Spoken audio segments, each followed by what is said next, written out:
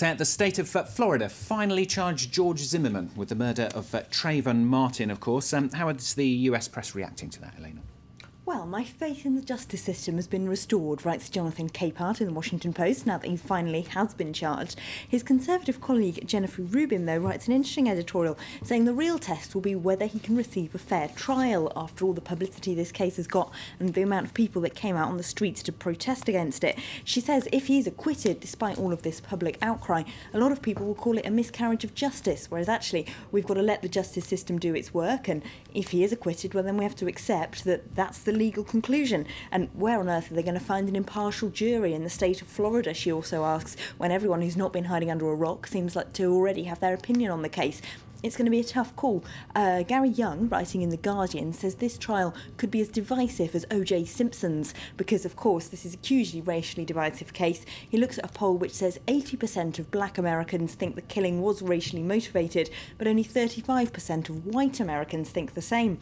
There's an enormous divide there, and he says we can't pretend the law is not political. The Stand Your Ground law that allows self-defence, under which George Zimmerman will defend himself, is political. The lax gun laws that allowed him to have that weapon are political, and so of course are the race issues involved. So we just can't pretend this is simply a legal issue, and if it's the law itself that should be in the dock, he says, because the self-defence law he's going to defend himself under is just so unjustifiable. Now, The Independent in the UK, they're reporting actually from the scene of the crime, aren't they? Saying it's become a place of pilgrimage for white supremacists. Yes, there's an extraordinary story in which they say members of the National Socialist Movement, which is America's biggest white supremacist group, have arrived in Sanford, Florida, where this killing happened, of course, and have taken what they call neighbourhood watch patrols to the streets. So these are armed neo-Nazis patrolling the streets. They say that's to defend the white community there who were worried and called on them for protection. But it seems rather worrying. They're distributing leaflets covered in swastikas, the Independent's reporter says, and also a militant faction of the Black Panthers has arrived in the town, and until George Zimmerman turned himself into police yesterday, they had a $10,000 bounty on his head. So the paper says this is just a taster of the amount of racial tension that we can expect the trial to stir up. Now we have a snap election that's been called for May the 6th. Here in Europe, it's in Greece.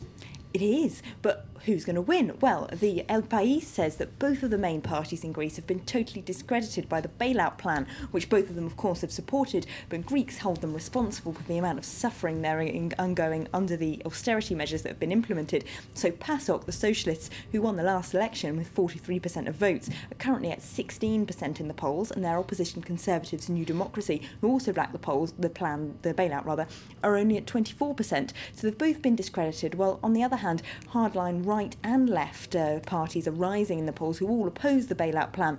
A neo-Nazi party, the paper says, are at 5% in the votes, while a more mainstream nationalist right-wing party are doing better than that. The old Communist Party is doing well, so are various coalitions of radical left-wing groups. The problem is, of course, if they all do well in the polls, then we can expect Greece's interest rates to soar after the election as international markets panic about what kind of economic policies a coalition with those parties in it would achieve.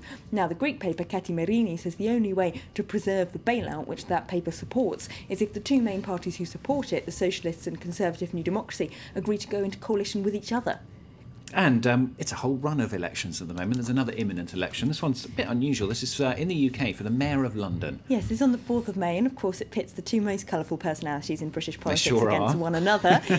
So that's the incumbent mayor, if viewers aren't too familiar, is the famously old Etonian, blonde, quiffed Boris Johnson, against newt-loving old socialist Ken Livingstone. Now, probably they both inspire as much hatred as they do admiration among London's voters. The Independent reports that Ken Livingstone was seen crying in public over the thought of getting his old job back yesterday, so that's made their headlines. In polls, Boris is currently winning at 53% to 47%, although Ken has of course promised to cut tube fares, which is very popular with Londoners. Boris says London can't afford it.